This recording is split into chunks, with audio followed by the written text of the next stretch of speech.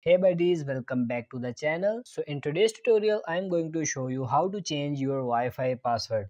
So first you'll need to access your router's configuration page. To do this, open any browser on your PC and type in your router's default IP address into the URL bar. This is typically 192.168.1.1 or 192.168.0.1.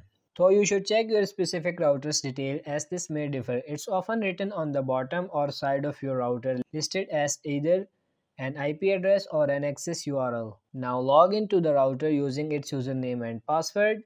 The username and password are often both admin or user admin and can also often be found on the bottom or side of the router next to where the default IP address is listed.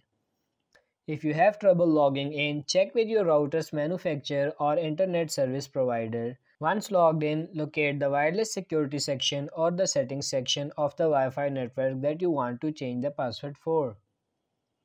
In the password or key box, enter the password that you want your network to have.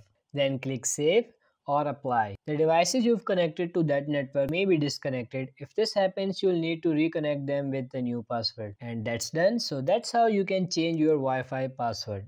If this video helped you out little bit, like this video and subscribe to our channel. Thank you.